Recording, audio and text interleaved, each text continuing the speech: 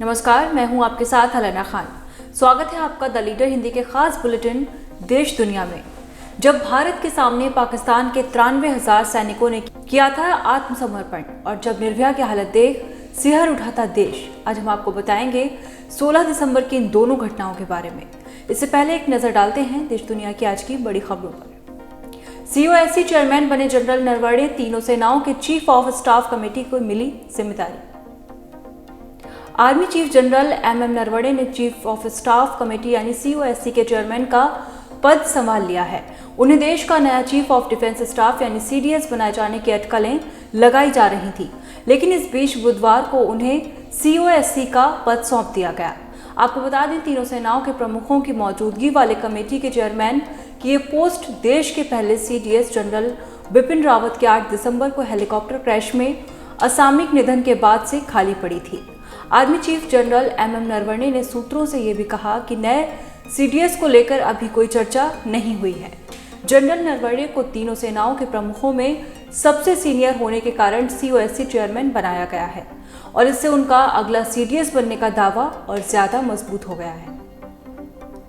1971 की जंग की 50वीं वर्षगांठ पर PM मोदी ने राष्ट्रीय युद्ध स्मारक पर शहीदों को दी श्रद्धांजलि।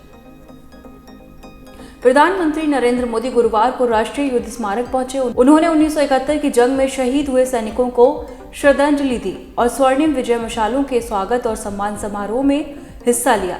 प्रधानमंत्री ने इस दौरान 4 मशालों की ज्वाला को युद्ध स्मारक पर प्रज्वलित अमर जवान ज्योति के साथ समाहित किया। बता दें कि 16 दिसंबर 1971 को भारत ने बांग्लादेश को आजादी दिलाई थी। पहले ये देश पाकिस्तान का हिस्सा और इसे पूर्वी पाकिस्तान के नाम से जाना जाता था। पाकिस्तानी सेना पर भारत की जीत और बांग्लादेश के गठन की वजह से हर साल 16 दिसंबर को भारत और बांग्लादेश में विजय दिवस के तौर पर मनाया जाता है। शिवपाल से मिलने पहुंचे अखिलेश, चुनाव से पहले प्रसपा का सपा में हो सकता है विलय। सपा अध्यक्ष अखिलेश यादव गुरुवार को प्रसपा अध्यक्ष शिवपाल यादव से मिलने उनके घर पहुंचे। 5 साल की दूरी को मिटाने के लिए चाचा ने कई बार पहलकदमी की। अब अखिलेश भी उनके घर पहुंच गए हैं। बता दें कि लोकसभा चुनाव से पहले 29 अगस्त 2018 को शिवपाल यादव ने प्रगतिशील समाजवादी पार्टी यानी लोहिया बनाकर सपा कुनबे से खुद को अलग कर लिया। आगामी यूपी विधानसभा चुनाव से पहले राजनीति में अटकलें लगाई जा रही हैं कि मुलायम सिंह यादव का कुनबा एक बार फिर मिलकर चुनाव लड़ सकता है। भतीजे अखिलेश यादव के साथ गठबंधन होगा या नहीं, इस पर चाचा शिवपाल यादव फैसला ले सकते हैं। तिलक बंधन कर ग्रुप कैप्टन का पार्थिव शरीर लाया गया घर, कल बैरागढ़ में होगा अंतिम संस्कार। ग्रुप कैप्टन वरुण सिंह का पार्थिव शरीर सेना के प्लेन से गुरुवार दोपहर करीब 2:35 पर भोपाल एयरपोर्ट पर लाया गया। यहां मध्य प्रदेश सरकार के मंत्री विधायकों ने कैप्टन को श्रद्धांजलि दी। इसके बाद पार्थिव शरीर को सेना के ट्रक से भोपाल स्थित सन सिटी कॉलोनी में उनके घर ले जाया गया। CM शिवराज सिंह चौहान भी ट्रक के पीछे चले और कुछ दूर जाने के बाद श्रद्धांजलि दी। घर पर पार्थिव शरीर को अंतिम दर्शन के लिए रखा गया है। इसके बाद सेना के अस्पताल में रखा जाएगा। तमिलनाडु के कुन्नूर में 8 दिसंबर को CDS बिपिन रावत के हेलीकॉप्टर क्रैश में घायल वरुण सिंह का बुधवार को निधन हो गया था। वरुण 7 दिन से बेंगलुरु के अस्पताल में भर्ती थे। लड़कियों की शादी की न्यूनतम उम्र होगी 21 साल, चुनाव सुधार बिल हुआ पास। केंद्रीय मंत्रिमंडल ने बुधवार को 2 बड़े सुधारों से जुड़े बिल को मंजूरी दे दी। पहला बड़ा सुधार लड़कियों के विवाह की उम्र से जुड़ा है।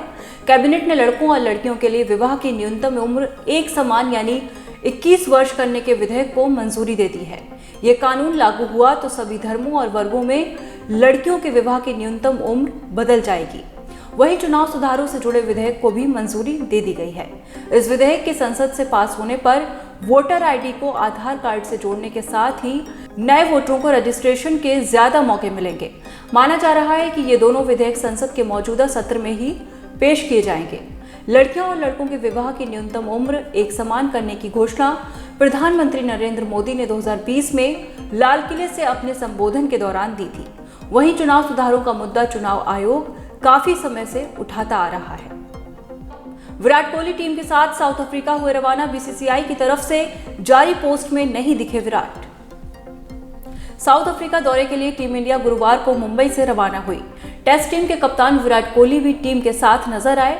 बता दें कि विराट पत्नी अनुष्का और बेटी वामिका के साथ द अफ्रीका गए हैं। चौंकाने वाली बात यह है कि बीसीसीआई ने टीम की रवानगी के जो पोस्ट सोशल मीडिया पर किए, उनमें से एक में भी विराट नजर नहीं आए।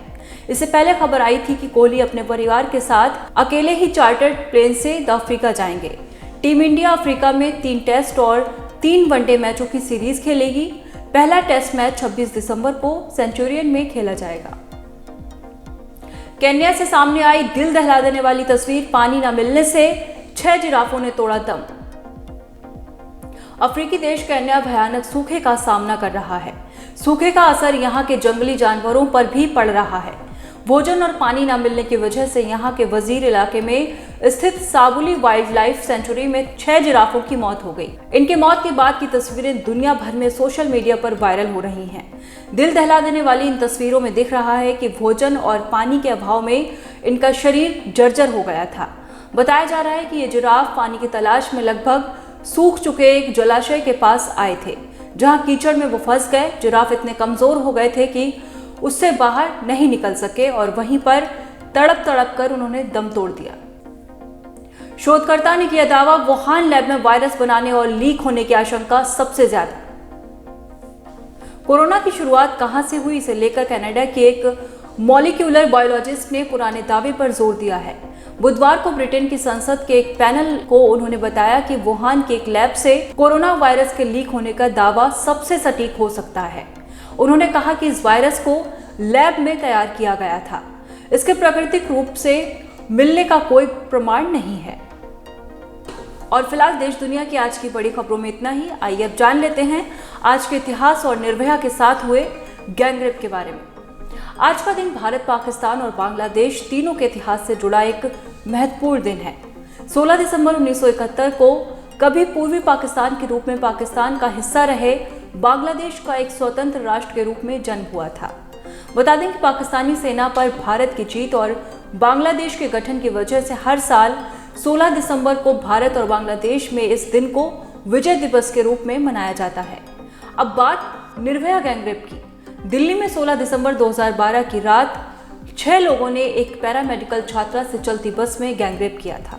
इस घटना में हुई निर्दयता की वजह से निर्भया की 29 दिसंबर को सिंगापुर में इलाज के दौरान मौत हो गई थी। इस दुखद घटना के 9 महीने सितंबर 2013 में निचली अदालत ने 5 दोषियों राम सिंह, पवन, अक्षय, विनय और मुकेश को फांसी की सजा सुनाई थी। ट्रायल के दौरान मुख्य आरोपी राम सिंह ने तिहाड़ जेल में फांसी लगाकर आत्महत्या कर ली थी। एक अन्य नाबालिग आरोपी होने की वजह से 3 साल में सुधार गृह से छूट गया। बाकी बचे 4 आरोपी पवन, अक्षय, विनय और मुकेश को 20 मार्च 2020 को दिल्ली के तिहाड़ जेल में फांसी दे दी गई थी।